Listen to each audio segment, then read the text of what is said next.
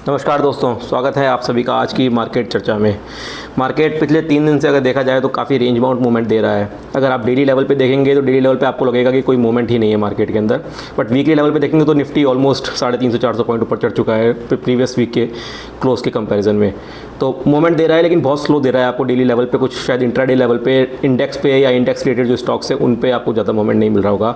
Overall market की चर्चा करते हैं, लेकिन उससे पहले एक बार निफ्टी के बारे में समझ लेते हैं कि क्या हो रहा है। तो इस वीक में आप एक जो आउटकम लेके जाना चाहेंगे, मतलब अभी तो वैसे 3 दिन ही हुए हैं, अभी 2 दिन और बचे हैं इस वीक के, लेकिन अभी तक जो आउटकम निकला है इस वीक का वो ये है कि जो नेगेटिविटी थी इजराइल ईरान वाली लास्ट वीक में कि भाई क्या पता क्या होने वाला है, वो नेगेटिविटी मार्केट ने धीरे धीरे फिजल आउट कर दी है। मतलब मार्केट काफ़ी स्लोली, काफ़ी कंसोलिडेटेड वे में मूव कर रहा है, लेकिन मार्केट धीरे धीरे उस पर्टिकुलर पॉइंट को जहाँ से नेगेटिविटी आई थी उसको डिस्कार्ड कर रहा है। तो मार्केट अब काइंड ऑफ इस्टेब्लिश कर रहा है कि अब मतलब आगे से वापस से जो पहले पुरानी चाल थी उसको रिज्यूम करने के लिए तैयार है। अब 22,500 तोड़ने को तैयार है, एंड 22,500 को तोड़ने के बाद 23,000 की यात्रा वापस करने को तैयार है, अनलेस कोई वापस से कोई बड़ा ट्रिगर या बड़ा इशू आ जाता है अगेन फ्रॉम इजराइल या मिडिल ईस्ट, इजराइल ईरान की तरफ से कुछ आ जाता है तो उसमें अभी भी नज़र बनाए रखनी जरूरी है। लेकिन अभी के लिए लग रहा है कि अभी के लिए वो नेगेटिविटी थोड़ी सी काफ़ी हद तक डाउन हो गई है। तो एक तो ये बात हुई। अब ओवरऑल मार्केट की चर्चा करते हैं। ओवरऑल मार्केट में सबसे पहले निफ्टी की बात करते हैं।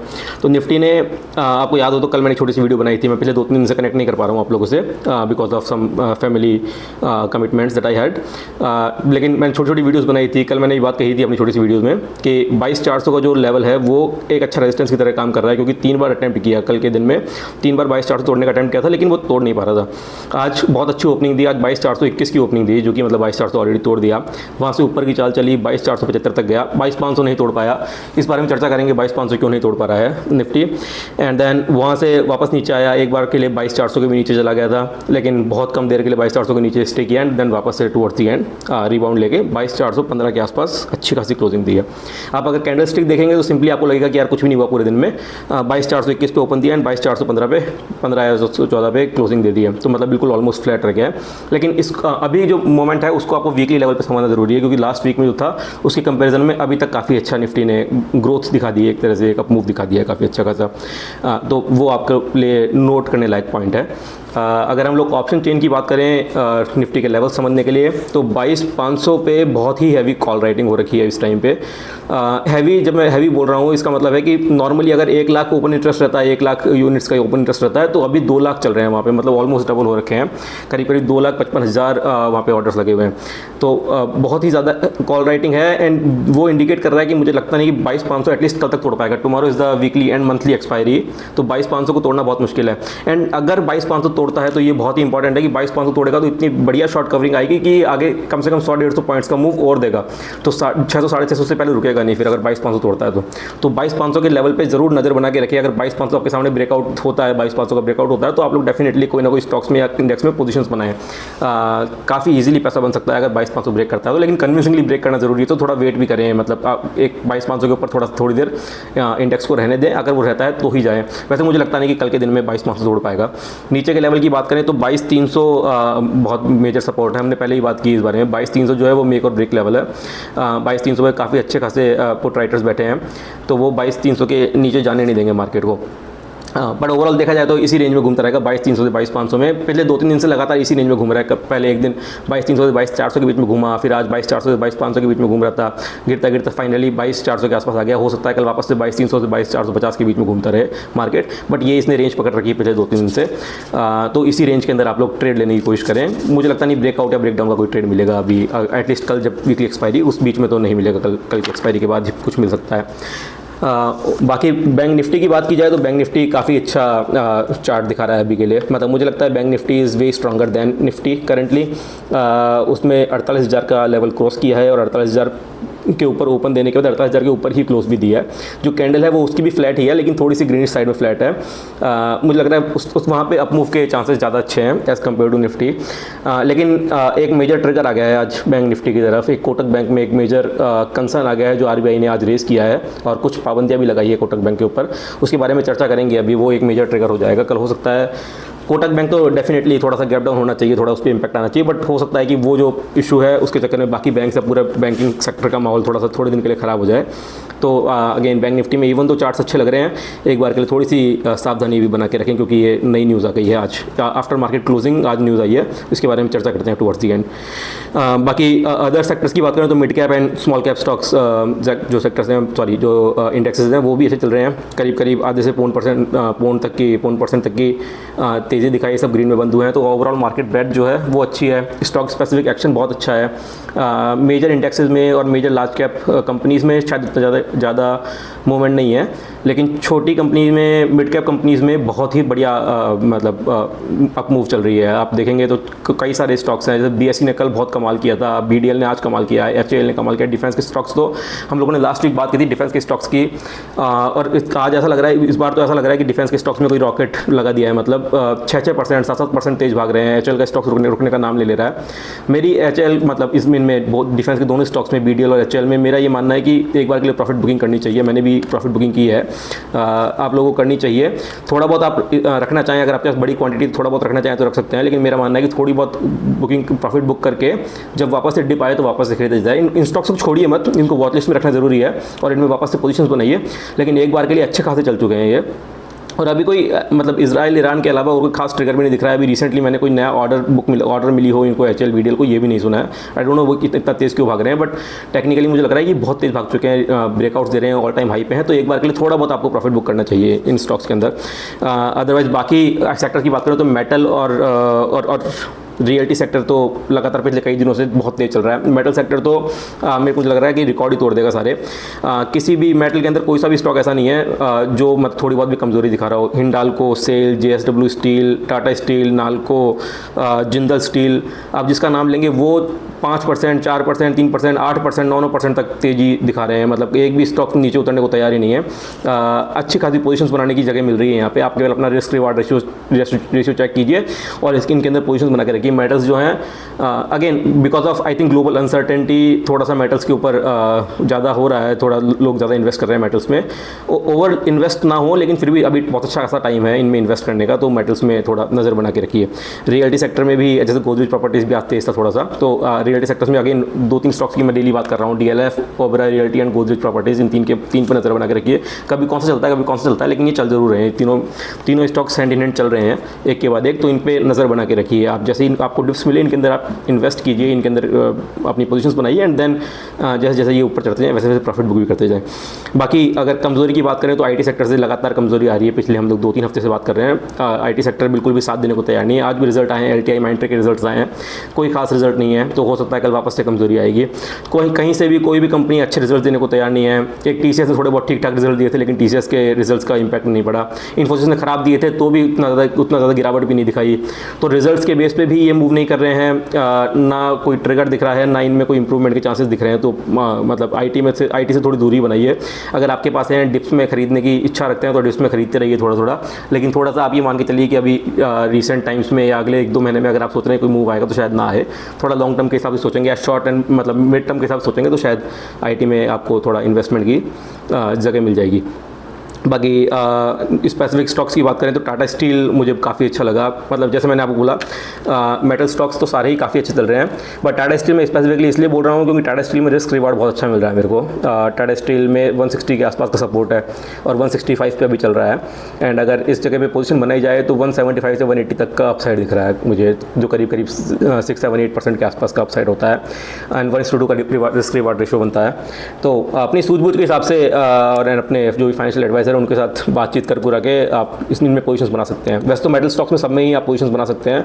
कुछ स्टॉक्स हैं जो बहुत ज़्यादा चल गए हैं, जो ऑल टाइम हाई पे चल रहे हैं, उनमें शायद थोड़ा सा आपको एक बार के लिए रुकना चाहिए, डिप का वेट करना चाहिए। But then Tata steel, Jindal steel, I think ये 2 स्टॉक्स तो ऐसे हैं जिनमें आप अभी भी आज की तारीख में पोजीशंस बना सकते हैं, तो इनको अपनी वॉच लिस्ट में रखिए, इनकी अपनी नज़र में रखिए। तो ये तो ओवरऑल मार्केट की बात हुई अभी के लिए। एक ट्रिगर्स की बात जरूर करना चाहूँगा मैं कल के लिए और अगले 1-2 दिन के लिए। ट्रिगर्स, क्योंकि काफ़ी सारे ट्रिगर्स हैं इन दिनों मार्केट के अंदर। सबसे पहला जो ट्रिगर है वो तो है कि जो ग्लोबल मार्केट्स करंटली चल रहे हैं, तो कल तक तो ठीक थे। आज डाउ जोन्स और गिफ्ट निफ्टी देखेंगे। करंट पॉइंट ऑफ टाइम है 9 बजे करीब ये वीडियो बना रहा हूँ। इस पॉइंट पे डाउ जोन्स में भी थोड़ी गिरावट है, गिफ्ट निफ्टी भी थोड़ा नेगेटिव इंडिकेशन दे रहा है, थोड़ा शो कर रहा है कि थोड़ा नेगेटिविटी है।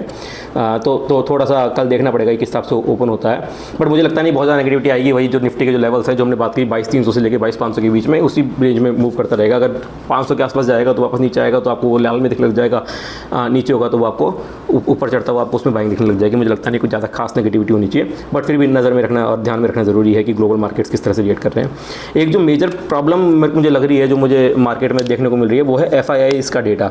FIIs लगातार बिकवाली कर रहे हैं। पूरे अप्रैल के महीने में अगर मतलब करीब 80% और 85% ऑफ डेज FIIs ने बिकवाली की है। बिकवाली भी अच्छी खासी की है, कभी 3,000 करोड़ की, कभी 3,500, 4,000, 5,000 करोड़ तक की बिकवाली की है नेट। तो FIIs का इंटरेस्ट पता नहीं क्यों बट नहीं आ रहा है इंडियन मार्केट में, या तो वो भी अगेन इलेक्शंस का वेट कर रहे हैं, वो ग्लोबल अनसर्टेनिटीज़ हैं, इस चक्कर में थोड़ा सा अवॉइड कर रहे हैं स्टॉक मार्केट में इन्वेस्ट करना। थोड़ा सा कंसर्न है FIIs की तरफ से, बट यहाँ वहीं पे अगर DIIs की बात करें तो DIIs बहुत दबा के खरीद रहे हैं। DIIs का आज की जो बाइंग है वो 3800 करोड़ की नेट बाइंग है। आज सेलिंग की बात करेंगे FIIs की तो 2500 करोड़ की, तो DIIs FIIs से भी ज़्यादा, मतलब जितना FIIs सेल कर रहे हैं उससे ज़्यादा DIIs बाय कर रहे हैं, तो कंज्यूम कर रहे हैं पूरी सेलिंग को, इसीलिए मार्केट थोड़ा सा आपको ऊपर होता हुआ दिख रहा है। लेकिन FIIs का मार्केट से बाहर होना भी अच्छा इंडिकेशन नहीं है, क्योंकि FIIs एक बहुत बड़ा पिलर है इंडियन मार्केट के लिए। तो अगर वो लगातार किसी दिन बिकवाली किसी दिन खरीदारी करते हैं तो ठीक है, लेकिन जो उनका बिकवाली का जो मैग्नीट्यूड है वो बहुत ज़्यादा है अभी आज इस महीने के हिसाब से, तो इसलिए थोड़ा सा कॉन्शियस रहना जरूरी है। एटलीस्ट लार्ज कैप स्टॉक्स के अंदर कॉन्शियस रहना जरूरी है। FIIs जो होते हैं वो मोस्टली लार्ज कैप स्टॉक्स में पैसा डालते हैं अपना, और इसीलिए शायद ये भी एक कारण है कि हमें HDFC बैंक, रिलायंस, इनमें ज़्यादा मूवमेंट नहीं दिख रही। इवन दो मार्केट तेज भाग रहे हैं, ये जो अपने जो ट्रेडिशनल स्टॉक्स हैं उनमें मूवमेंट नहीं दिख पा रही है, क्योंकि FIIs अभी तक पूरी तरह से इन्वेस्ट नहीं हुए हैं। तो FIIs के डेटा को भी नज़र रखिए। मैं वैसे भी डेली शेयर करता हूँ आप लोगों के साथ, बट फिर भी ये एक अच्छा खासा ट्रिगर है, ये इंपॉर्टेंट ट्रिगर है। थर्ड ट्रिगर की बात करेंगे। थर्ड ट्रिगर जो है वो कोटक बैंक की न्यूज़ है, जो मैंने आपको भी बताई। RBI ने कोटक बैंक के ऊपर एक IT रिलेटेड ऑडिट की थी, जिसमें IT सिस्टम्स, उनके IT सिस्टम्स की जांच की गई थी कि वो कितने कंप्लाइंट है, कितने नहीं है, आर दे रोबस्ट और नॉट। और उसमें RBI ने उसमें थोड़े से कंसर्न रेज किए हैं। RBI ने बोला है कि ये फर्स्ट टाइम नहीं है, ये 2 बार हो चुका है। 2022 की ऑडिट में भी हुआ था, 2023 की ऑडिट में अब की बार हुआ है, तो 2 बार कंसर्न रेज हो चुके हैं। एंड अब RBI ने इनके ऊपर सीधे बैन लगा दिया। इन्होंने बोल दिया है कि कोटक बैंक ऑनलाइन चैनल्स के थ्रू कोई भी न्यू कस्टमर ऑनबोर्डिंग नहीं कर सकता है। एक तो ये बैन है। दूसरा बैन ये है कि क्रेडिट कार्ड रिलेटेड कुछ भी सेलिंग वगैरह नहीं होगी, किसी भी न्यू क्रेडिट कार्ड सेलिंग ये लोग नहीं कर सकते हैं, इशू नहीं कर सकते हैं क्रेडिट कार्ड्स को। तो मतलब काफ़ी अच्छा खासा बिजनेस जो है कोटक बैंक का वो इम्पैक्ट हो सकता है। अभी आज की तारीख में बात करें तो मेजोरिटी ऑफ दी जो अकाउंट्स हैं वो ऑनलाइन ही ओपन हो रहे हैं आजकल। अब पोस्ट कोविड जो सिनेरियो आया है उसमें banks mostly online accounts open कर देती है, सीधे आधार कार्ड की information, Aadhaar card and pan card information लेके फटाफट ओपन हो जाते हैं। बट इस प्रॉब्लम की वजह से कोटक बैंक को थोड़ा बहुत न्यू कस्टमर एक्विजिशन में थोड़ा बहुत तो इशू आएगा। और कल मेरा मानना है कि ये स्टॉक काफ़ी अच्छा खासा रिएक्ट करेगा डाउन साइड में। आज अगर आप देखेंगे तो ये करीब 1.5% तेज है। मतलब इसका अगर आप प्राइस एक्शन देखेंगे कोटक बैंक का, तो प्राइस एक्शन से आपको लगेगा कि ये तेज ही करने को तैयार बैठा है। पिछले 4-5 दिन से ये तेजी की ही पोजीशन दिखा रहा है। But all of a sudden RBI का ये न्यूज़ आ जाना या ये बयान आ जाना, मुझे लगता है रिसेंटली जिन लोगों ने इन्वेस्ट किया होगा वो लोग, उनके पैसे अटक जाएंगे। तो आप लोग मौका देख के निकाल सकते हैं अपने पैसे को एक बार के लिए, या फिर जब डिप्स मिलें और आपको लगे कि रिवर्सल आने वाला है तो डिप्स में बाय भी कर सकते हैं। ऐसा स्ट्रक्चरली या फंडामेंटली कंपनी में कोई प्रॉब्लम नहीं है। ये जो प्रॉब्लम है IT वाला, इसको रिजॉल्व करना बहुत ईजी है। तो मुझे लगता नहीं लॉन्ग टर्म कोई इशू बनने वाला है। HDFC में भी ये इशू आया था 2020 में, HDFC के अगेंस्ट भी ये इशू उठाया था, पर HDFC के अगेंस्ट RBI ने कोई एक्शन नहीं लिया था जहाँ तक मेरी जानकारी है। कोटक के अगेंस्ट सीधे एक्शन ले लिया है, शायद ये दूसरी बार नॉन कंप्लाइंट हुए इसलिए शायद एक्शन ले लिया है। तो इसको रिजॉल्व करना बहुत ईजी है। कोटक बैंक को जस्ट थोड़े बहुत अपने जो सिस्टम है उनको दुरुस्त करना पड़ेगा। तो लॉन्ग टर्म कोई इम्पैक्ट होने वाला नहीं इनके बिजनेस में, बट करंटली होता है 1-8 क्वार्टर के लिए थोड़ा सा इनके लिए कंसर्निंग हो जाए। तो इसको कोटक बैंक का आप नज़र में रखें। और कोटक बैंक के थ्रू बैंक निफ्टी भी थोड़ा बहुत इम्पैक्ट हो सकता है, तो बैंक निफ्टी को भी नज़र में रखिए इस मामले में। इसके अलावा जो एक और ट्रिगर है वो है वीकली और मंथली एक्सपायरी है कल। तो कल वोलेटाइल मार्केट रहने वाला है। एक्सपायरी है तो आपको बस रेंज का ध्यान रखना है, और अगर रेंज ब्रेक होती है तो आपको शॉर्ट कवरिंग का ध्यान रखना है कि हो सकता है हमें मौके मिल जाएँ खरीदारी के, क्योंकि तेज़ होंगी। अगर खरीदारी होने लगी तो बहुत तेज़ होगी, और मार्केट अगर तेज़ भागने लगा 22,500 तोड़ेगा तो बहुत तेज़ 22,600 650 के आगे जाएगा। तो उस टाइम पे पोजीशंस बनाएं, कहीं पे प्रॉफिट बुक करने की अपॉर्चुनिटी आए तो प्रॉफिट बुक भी करें। और फाइनली जो लास्ट ट्रिगर है वो है रिजल्ट्स जो आज आए हैं। बड़ी बड़ी कंपनियों के रिजल्ट्स आए हैं। आज 4 बड़ी कंपनियों के रिजल्ट्स आए हैं। एक तो हिंदुस्तान यूनिलीवर का रिजल्ट है, हाई लेवल बात करूँगा, नेगेटिव रिजल्ट्स हैं, प्रॉफिट में थोड़ी सी कमजोरी है। तो FMCG सेक्टर में रिसेंटली लग भी रहा है कि FMCG सेक्टर थोड़ा सा डाउन है। IT के साथ साथ FMCG भी बहुत ज़्यादा वीक लग रहा है। तो HUL मुझे लगता है कल वापस से पूरे एफएमसीजी सेक्टर को ही थोड़ा सा नीचे की तरफ घसीटेगा। एलटीआई माइंट्री के नतीजे हैं जो हमने पहले ही बात करी, आईटी सेक्टर पहले ही डाउन है, एलटीआई माइंट्री के नतीजे भी नेगेटिव ही हैं, तो उसमें भी हमें कुछ रिस्पाइट मिलने की उम्मीद कम है। एक्सिस बैंक के नतीजे हैं जो कि अच्छे हैं, तो यहाँ पे थोड़ी सी हो सकता है रिस्पाइट मिले एक्सिस बैंक। तो वहीं पे जैसे यहाँ पे एक बार एक तो कोटक बैंक का कॉन्फ्लिक्ट हो गया, इशू हो गया है, वहीं पे एक्सिस बैंक के नतीजे काफ़ी अच्छे हैं, तो हो सकता है मतलब बैंक निफ्टी की चाल देखने लायक होगी। ये मैं कहना चाह रहा हूँ कि हो सकता है कि रिजल्ट का इंपैक्ट ज़्यादा आए और बैंक का इंपैक्ट ना आए, या इसका अदर वे राउंड हो सकता है कि बैंक का इंपैक्ट ज़्यादा आए और रिजल्ट का ना आए कुछ भी खास impact. But overall result numbers अच्छे हैं एक्सिस बैंक के, तो एक्सिस बैंक में अगेन डिप्स पे पोजीशन बनाई जा सकती है। एयू स्मॉल फाइनेंस बैंक की बात करेंगे तो उसका भी रिजल्ट आया था, उसका रिजल्ट थोड़ा सा मिक्स है, मतलब वैसे तो ठीक ठाक रिजल्ट्स हैं, थोड़ा सा प्रॉफिट में गिरावट है जो कि एक कंसर्निंग पॉइंट है, बट इनके जो एसेट क्वालिटी है, जो इनका नेट इंटरेस्ट इनकम है वो अच्छी खासी इंप्रूव हुई है, तो उस हिसाब से ठीक है। मतलब मुझे देखना पड़ेगा, अभी एंटिसिपेट करना बहुत मुश्किल है कि एयू बैंक किस तरह से रिएक्ट करता है, बट अगेन आप प्राइस एक्शन को देखते हुए इसके अंदर पोजीशन बना सकते हैं। बहुत अगेन लॉन्ग टर्म कंसर्न वाली कोई बात दिखी नहीं है ऐसा जिसके रिजल्ट्स में, एयू बैंक के रिजल्ट्स में, तो सूझबूझ के हिसाब से पोजीशंस बनाए इन 4 स्टॉक्स में, और मतलब स्टॉक्स में तो पोजीशंस बनाए ही, साथ साथ इन पूरे सेक्टर का भी ध्यान रखें कि जिन सेक्टर से ये स्टॉक्स हैं वो सेक्टर्स किस तरह से रिएक्ट करते हैं, उस हिसाब से पोजीशन बनाए सेक्टर्स के अंदर भी। रिसेंटली टाटा कंज्यूमर के भी रिजल्ट्स खराब आए थे, अब हिंदुस्तान यूनिलीवर के रिजल्ट्स खराब आ गए हैं, तो एफएमसीजी थोड़ा सा मुझे कंसर्निंग लग रहा है। एफएमसीजी में अगर आपकी पोजीशंस हैं तो थोड़े दिन होल्ड कीजिए, बहुत जल्दबाजी ना करें नई पोजीशंस बनाने की, हो सकता है कोई लंबा डिप आए उसके बाद जाके रिवर्सल दे, तो जब अच्छा खासा रिवर्सल दिखने लग जाए उसके बाद ही वापस से नई पोजीशंस बनाएं, अदरवाइज होल्ड करके रख सकते हैं। आज के लिए बहुत है, मेरे ख्याल से काफ़ी लंबी वीडियो बन गई है, पिछले 2-3 दिन से हम लोग बात नहीं कर पाए थे, तो आज काफ़ी सारी बातें थी कवर करने के लिए। आप लोग से कल वापस मुलाकात होगी, तब तक के लिए मस्त रहिए, खुश रहिए, स्टॉक मार्केट में इन्वेस्टेड रहिए, मज़े कीजिए। सब्सक्राइब कर लीजिए चैनल को, आपको वीडियो पसंद आई हो तो प्लीज़ लाइक कीजिएगा, कमेंट कीजिएगा अगर आपको कोई भी क्वेश्चन हैं, और बाकी कल मिलते हैं। Thank you, good night.